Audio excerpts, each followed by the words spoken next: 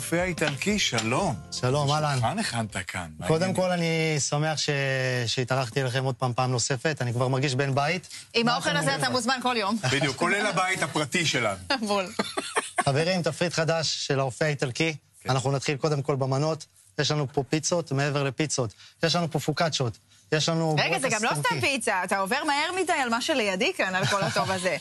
תשמעי, אני אגיד לך מה, בעצם יש לנו את הפיצות, וזה פיצות בצבעים מיוחדים. בסופו של דבר יש לנו פה פיצה פסטו. יש לנו פה פיצה עם עגבניות מיובשות, רוקט וגבינת עיזים. מעבר לזה, יש לנו את הפיצה זאטר, שהיא נורא מיוחדת. פיצה זאטר? כן, מגניב, זה כזה נגיעות ים תיכוניות על הפיצה? כן, בדיוק, זה קצת איטלקי וטיפה גיאורגי, וכמובן השילוב שלנו. עכשיו, מעבר לזה, יש לך פה פיצה נורא מעניינת עם עגבניות שרי, זיתי קלמטה ושום קונפי. תפריט נורא מהמם, כמו שאמרתי, תפריט חדש, זה שונה מפעם קודמת מה שהיינו פה. אז ככה, אז אנחנו בעצם... זה קייטרינג, נכון? בואו נחדד למאזינים והצופים. בדיוק, זה רק קייטרינג. אז מה עושים איתכם? זאת אומרת, איך אתה יוצר קשר עם לקוחות? אז זהו, בסופו של דבר לקוחות מתקשרים אלינו, ואנחנו באים לבית הלקוחות.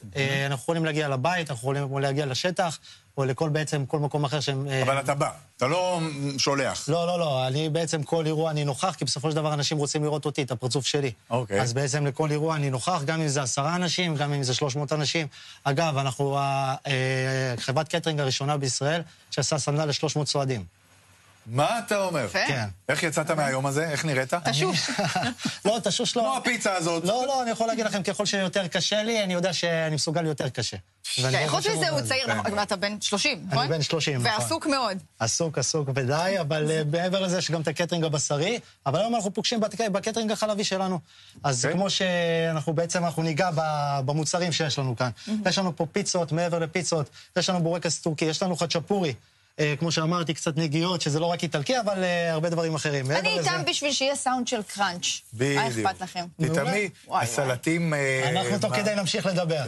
מעולה, אז יש לנו פה ארנצ'יני, יש לנו פה 2 סוגי פסטות, יש לכם פה פסטה עגבניות, מעבר לפסטה עגבניות יש לכם פסטה פסטו. יש לכם פה 9 סוגי סלטים מעניינים, שכל סלט הוא בעצם שונה מהסלט השני. יש לכם פה תוספות קטנות, רטבים, ו2 סוגי קרפצ'ו, קרפצ'ו סלק וקרפצ'ו עגבניות. תפריט מהמם, אני חושב שהתפריט הזה בעצם לקח לי הרבה זמן עד שבניתי אותו, ואני באמת... בחור צעיר צריך לומר. זה העסק הראשון שלך? את האמת שזה העסק הראשון שלי, והעסק הזה, יש לי משהו נורא רגשי אליו, כי אני ממש מחובר אליו, זה העסק הראשון שפתחתי, ואחריו כמובן פתחתי את העסק השני שלי. מעבר לזה יש לנו את השולחן קינוחים, שולחן קינוחים הוא סוג של תוספת בעצם שאנחנו מוסיפים. הוא גם יפהפה. אי אפשר להתעלם מזה בקייטרינג, כי כשאנחנו מדברים